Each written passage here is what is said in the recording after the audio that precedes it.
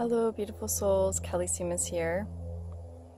Another beautiful, glorious day outside, and these videos are coming out sooner than expected because it's so sunny and beautiful and warm out, and who knows how long this beautiful weather will last. So here I am, and this video is my reflections, my feedback in regards to my first St. Pedro ceremony. St. Pedro is a plant medicine. It's a cactus, and it's very well known in the Amazon. This was my first experience, and yes, for those of you who are new to my channel, I have my playlist on my trip to Peru last year. Peru was my first experience with ayahuasca, which is another plant medicine. Ayahuasca is a plant medicine that's a vine, and it's known to, it's a purge, and it's very intense, and it can be quite intimidating, and you do it at nighttime, and it can go anywhere from 4 to 6 to 8 hours depending on how much you drink. St. Pedro has been known for the milder tone to ayahuasca, but I have to say, through my own experience this past weekend, St. Pedro and ayahuasca cannot be compared to one another. St. Pedro, in my experience, and I can only talk from my own experience because everyone's different, everyone handles the medicine differently, but definitely ayahuasca is much more intense, and you have to go through a process of going on a diet and preparing for ayahuasca, where St. Pedro is not so much like that. And St. Pedro is mostly done during the day, and it's an all-day journey. So I definitely felt the call to Peru to experience ayahuasca because I felt like I had to go through some intense, deep purging and releasing and healing. I knew St. Pedro in my heart, I kind of already knew it was going to be much more of a milder experience, and that last year, that's not really what I was looking for. And this year, while I did participate in my 8th ayahuasca ceremony in August, and while I've been still doing a lot of purging personally without medicines, the medicine, once ayahuasca is inside you, I mean, she works with you for the rest of your life. That's my beliefs anyway. So it's been intense these last few months, and so I've been trying to be more gentle through my process of purging and releasing. So St. Pedro was perfect because it was very, very gentle. Ayahuasca was more gentle than I expected when I went to Peru, but it was still very intense when it came to the purging and the discomfort within the body. So St. Pedro, so I drank it this past weekend, and on the 16th, I believe, right before, the day before the full moon in Aries, which was perfect. So ayahuasca is it's very, it's a liquid, and it tastes horrific, and it's not easy to take down. And so St. Pedro comes in another form, which I didn't expect. It's actually a powder form, and you mix it with water and you drink it. And it certainly doesn't taste as bad as ayahuasca. It was easier. The taste of it made it easier to ingest. However, the powder itself made it actually more difficult for me. So I tried to mix it in with water and drink it, but it would get really thick really quickly. I tried to put the powder in my mouth first, then take some water down, but then that made me feel like I was almost choking on the powder. I don't do well with powders unless they're really blended in. So that was a challenge in itself. Now that morning I woke up and I wasn't feeling very well. I was kind of grumpy. Got to the ceremony, but I was really excited and looking forward to it. And I hadn't eaten anything that morning, and so trying to ingest St. Pedro was quite difficult because I was kind of hungry. So taking it in, I was actually starting to feel ill, and the way I can start explaining it is I almost started to feel a little sketchy. Now, before I go any further, for those of you who have any judgments around plant medicines, even marijuana, I suggest you turn off this video and don't watch, because I'm going to get really real here. And if you consider these things drugs rather than medicine, I suggest you just turn this off now and move on with your lovely day. So for me, I felt kind of sketchy with this energy of ingesting St. Pedro. Like, I just felt ill, not ill, but I just felt yucky, and my stomach was kind of ugh, and I was getting the cold chills because I think my body was going through shock of taking this thing down, like a little bit on the chilly side.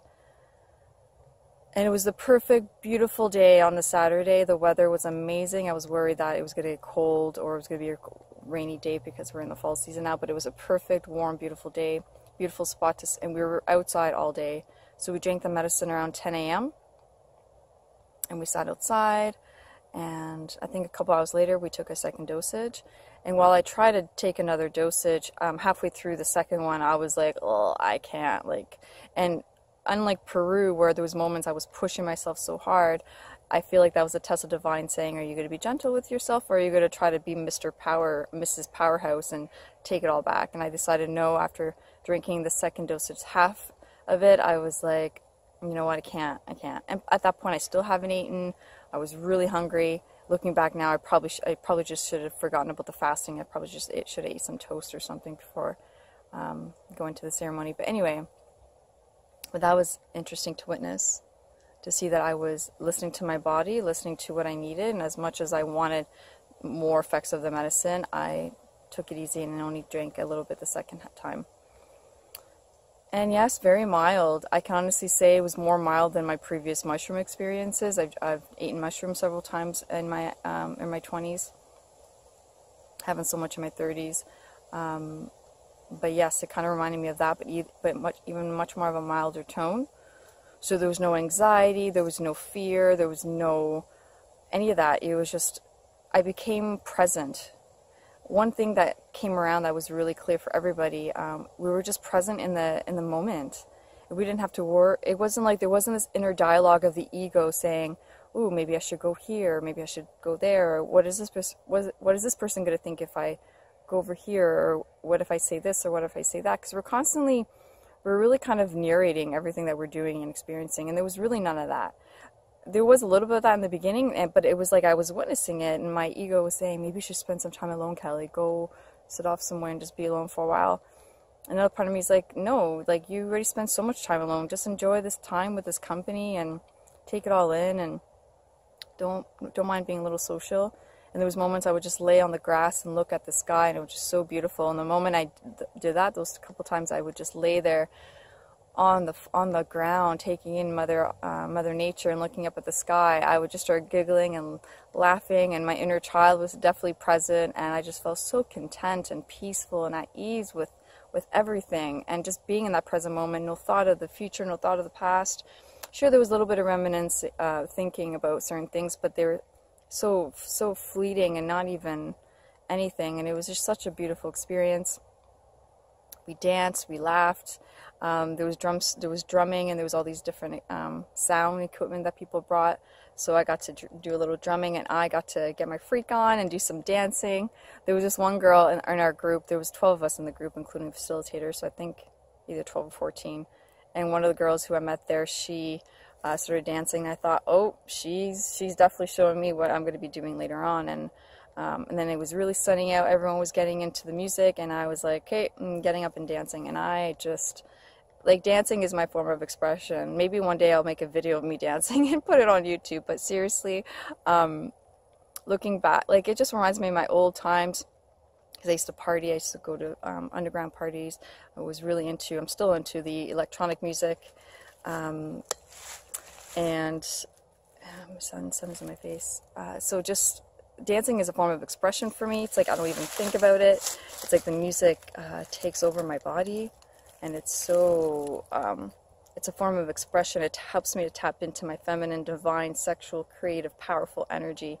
And as I was moving, they kept going on with the drums, and the girls were like, yeah, and the girls started getting their groove on, and it was just so much fun.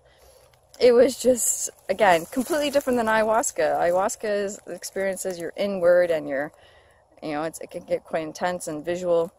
So there's no visuals. Things got heightened, obviously. So nature, I already feel connected to nature, obviously. I'm always out here making videos as I keep turning around here because I'm trying to get the perfect lighting for this video. So I already feel I want to connect to nature, but in St. Pedro, things just become a little more lively. Just like mushrooms, although mushrooms, to me, my past experiences, mushrooms were much more intense. And it wasn't that it's not like the medicine, I didn't drink enough, because, like, again, I drank 2 dosages, but maybe because I already had this experience with psychedelics, and because I've already been purging so much, it was a very light, gentle experience for me. Some people had intense moments. I wouldn't say intense, but they needed certain assistance. They weren't feeling well, or emotions were coming up. But I didn't get a whole lot of that at all. I was just embracing just being outside and being so grateful for the experience, and the fact that I got in last minute. So I was grateful that I was able to attend and be part of this amazing new adventure, because I love to experience new things. I'm always seeking excitement, but this is definitely excitement more through healing. And so again, I had a bit of expectations around experiencing detachment, and it wasn't even so much detachment, it was just acceptance with what was unfolding naturally, and everything unfolding quite naturally and organically, not having to overthink or overplan. Not that we had anywhere to go anyway, but even like preparing to eat, and we finally got to eat, I think around 2 o'clock, and I was trying to take down the food, and it was really hard, because at that point I was feeling my stomach was kind of wheezy, because I haven't eaten, and the medicine was definitely working through me, and I was hungry, but I had to really eat my soup very slowly. And it was amazing, because St. Pedro is known as a masculine energy, so it's all about bringing the masculine energy, while Mother Ayahuasca is a feminine energy. So even though this was a very masculine energy, I felt very connected to my female energy still, because that's kind of where I'm at. But I definitely felt the strength of the male energy coming through the males that were in the group. And the beautiful thing about the experiences where this whole day was that there was a couple of these women had a moment where they needed support, because they were going through an emotional release or something, and all the women just showed up, and we just surrounded ourselves with whoever was going through the experience. Our hands were all over them. Like I'd be holding one of the girls' hands, and another woman would have her shoulders on this woman, and the women were showing up for the women. It was just so beautiful. So one girl who was in the group, she actually found me through YouTube, and I connected her to my best friend, who connected her to these facilitators, and she had experienced ayahuasca, and then she came back to experience this, and then she came up to me before the ceremony saying, "I am here because of you, thank you so much." And that was so powerful, because, I'm just, Kelly Seamus, doing my thing, sharing my videos, and not knowing the ripple effect it's going to have. I know it does, and it's becoming more and more tangible how powerful my work is, not just in my own personal life, but sharing it with all of you. So grateful to meet this woman and hold the space for her as she held the space for me. So like I said, everything was amazing and great, and just tapping into the inner child and just being beautiful with everything, and having great conversations. It wasn't until later on, near the evening, where I was like, oh, some people are smoking weed, and I would love to smoke a joint. Because the last couple months, I've never been a huge smoker. Like, I don't smoke every day. I go through phases where I'll smoke marijuana, then I won't smoke marijuana. It's never consistent.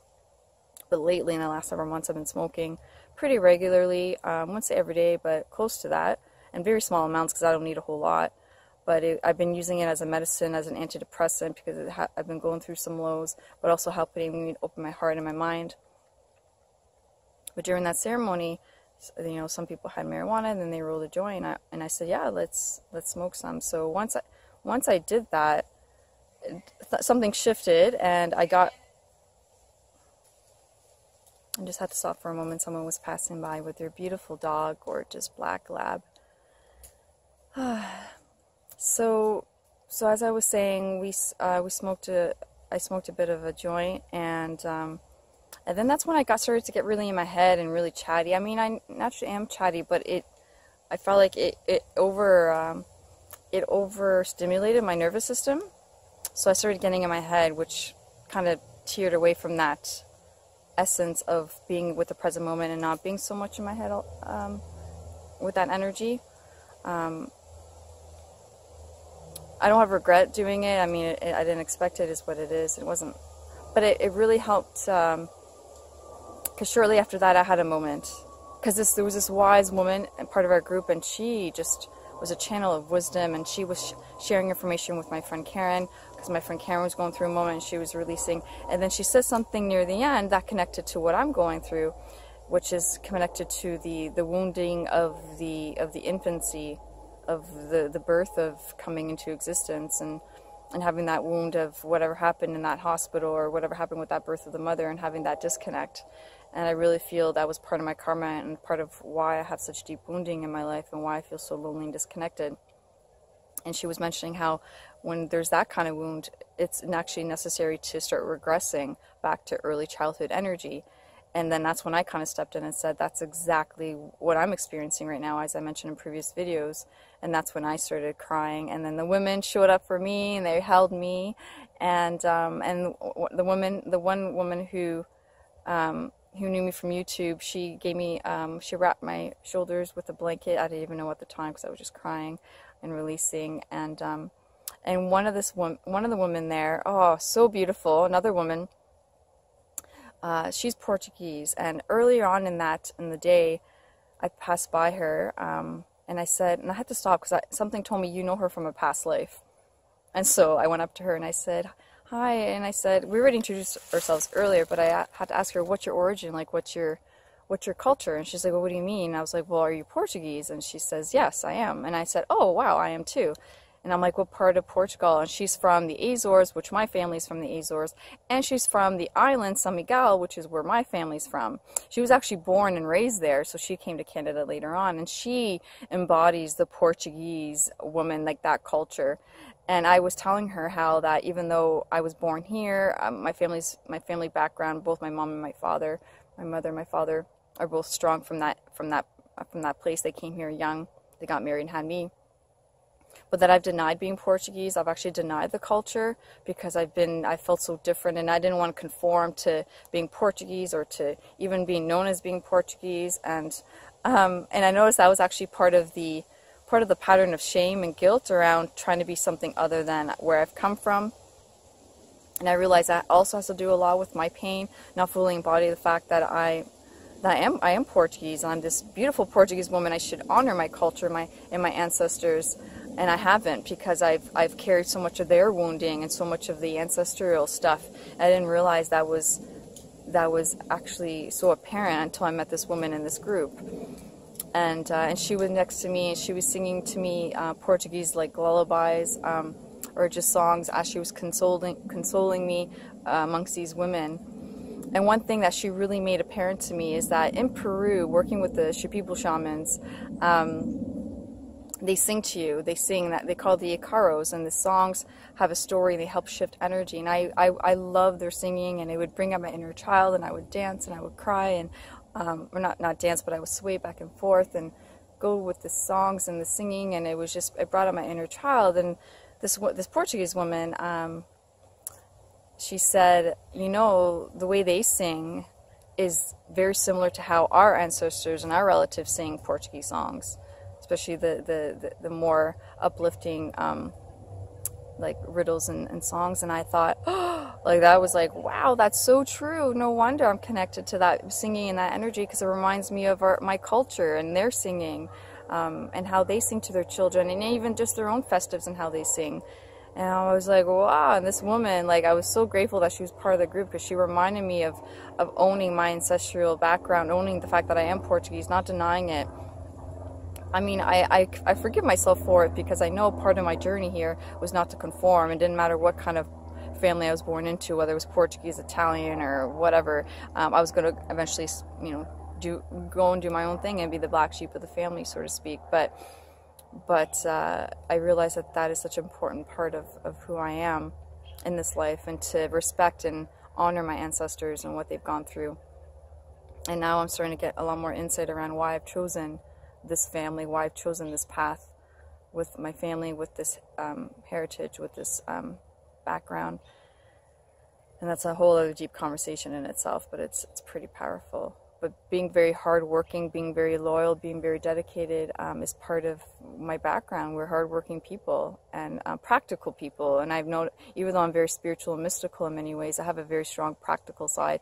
And I think that's one of my gifts. And I'm recognizing it is a gift of serving and of helping others through astrology and other means in a very practical, tangible way. Because let's face it, we're here on human earth, and I'm not about the wishy-washy spiritual stuff. I mean, don't get me wrong, I I love things of higher consciousness and things like that. But when you can't bring it down to personal experience or practical application, it just seems kind of fluffy to me. So I honor that part of me because I come from a very practical, rational, hardworking family. And that served me in this lifetime to be more of that and to use those skills to help others. So that was really powerful. And she was so beautiful. And I was just, she reminded me I needed to honor that part of myself. So again, there's no mistakes in who you meet in this group and people you encounter in these ceremonies, or even in any situation in life. Everyone that comes across your path is showing you something that you need to pay attention to. So that was pretty powerful. And so they held the space for me while I released. So I was crying, and then a couple minutes later, or maybe a minute or two later, I started laughing, and then I started crying again. So it was kind of like my experience in Peru, where I was happy and I was sad, and I was happy and I was sad. And that space maybe lasted 10 minutes or so, from what I remembered, and it didn't take long. But it reminded me that with the pain, there's also joy. And I put a quote on that on my Instagram and on my Facebook page, if you haven't seen it. That's kind of like the art of transforming suffering, knowing that in the pain is also the gift of joy. And so I was kind of in my head still during that time as I was having that experience, because I had smoked that joint earlier. So I think, looking back, I wish I could have been more present and able to release, but I feel like it came so spontaneous, and the fact that there were other men around, and that it just came up naturally in conversation. I wasn't prepared for it, and this is when I was inside versus outside, so I think I was kind of feeling a bit vulnerable and scared, so I didn't fully embrace it completely, although I did the best I could in that moment. But yeah, the women showed up, and the men held the space, held the power, and the food was delicious. So after that, we had a delicious meal, and I ended up staying the night, and everyone else went home. For the most part, I stayed in the space, and one of the facilitators, he owns the space. So I tried to sleep, but didn't have a good night's sleep. And the next day, that morning I felt really low and really sad.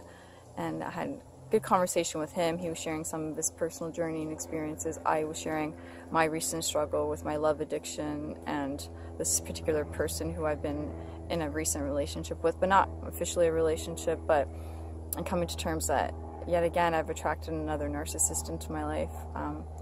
I mean, he has his good points. He's a good person deep down. He's not full-fledged narcissist. It's just that facilitator brought to my awareness that he doesn't have to be full, abusive and that, but he definitely is manipulative, and I attracted that once again. So 2 back-to-back of that kind of energy, because I didn't grieve and deal with the first one properly, and then the next one kind of came around. And these were physical contact relationships. Last year there were 2 other ones last year, but there were more. They weren't really. They were long distance internet relationships, so they didn't really affect me as much as. I mean, they were definitely had their place, but this year it's like the writing's on the wall. I see the past 2 years this pattern of attracting these younger, emotionally unavailable, immature, narcissistic, manipulative people. And that really hurts me, because it's like I feel for these people, and I fall in love with these people, but I realize it really has nothing to do with them. It's just what they represent, and it's bringing up that deeper inner wound, sadness that needs to heal. And so the big theme right now is I need to express these emotions. I need to be brave in being in these emotions, and I need to forgive. So that's kind of where I am right now with all of that, and just coming more to terms with all of that. So since then, since the ceremony, I haven't felt the need to smoke a joint or anything. I feel like I just need to be with myself and just eat and rest. And I've been steady, working with certain things, studying, reading, meditating, working with clients. So just definitely been keeping a little busy, not overly busy, but enough not to feel like I need to go and medicate through through marijuana.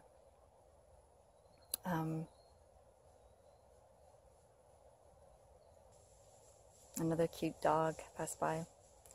So I guess I just continue pointing to my healing journey of letting go and letting God and surrendering and releasing these patterns of trying to distract myself and this pain that needs to come up and acknowledged and healed and let go of, rather than distract myself through instant gratification, through love addiction, and through seeking validation, love, and attention through outside of me.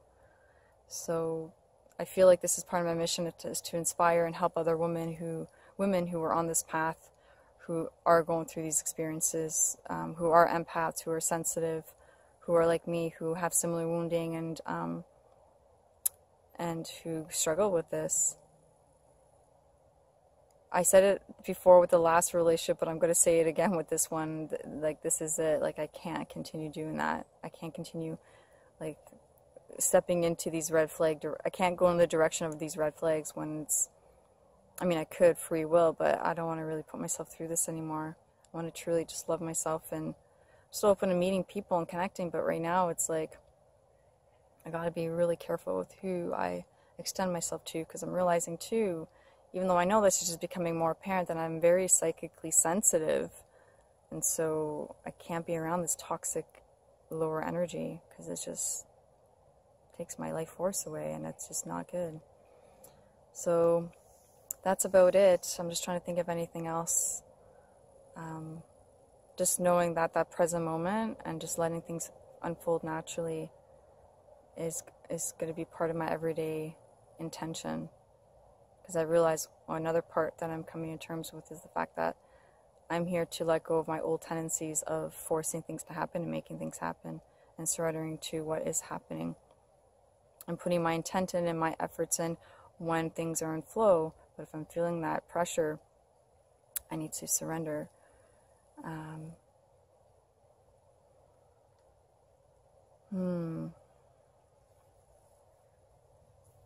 Nature is my medicine.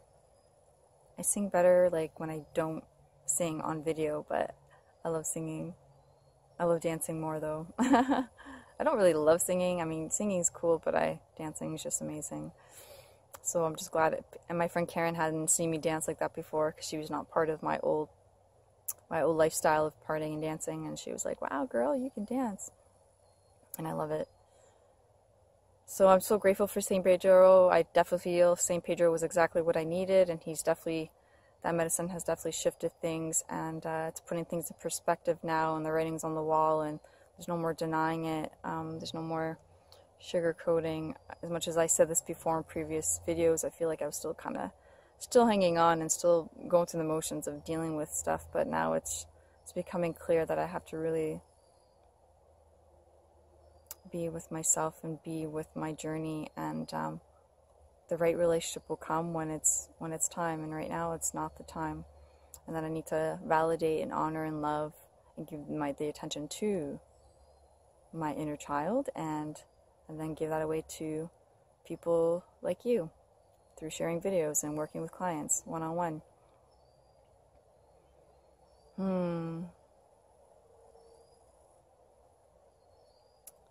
So I definitely feel my next experience with St. Pedro, which probably won't be until maybe next year, because the weather is changing and it's good to do it outside. So these facilitators won't be offering St. Pedro again for the rest of the year. So, but I do feel like the next ceremony I need to stick with just the St. Pedro medicine, and not feel like I need to, or that not that I need to, but not feel like I need to smoke a joint or add anything to it. Just go through the whole experience. Luckily, it was near the end, so it wasn't near the end of the night. But yeah. But it's also part of, I realize the pattern of wanting to be in that state all the time is not really realistic, but aiming to be in that space as much as possible is definitely realistic.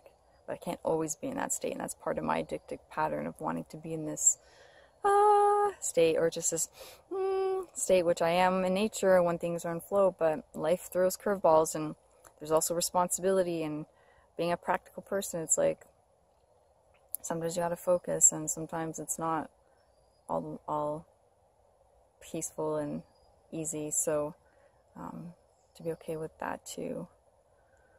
But thank you so much for watching. If you like this video, please like and share with your friends and family. If you want to donate for my channel, there's a donations link on my YouTube channel and also on my website. You can contact me through my website, www.kellyseamus.com. You can contact me for readings or coachings. You can also follow me on Facebook, like me there, and send me a private message there. I would love to hear from you. So God bless. Love you all. Namaste. May you be blessed.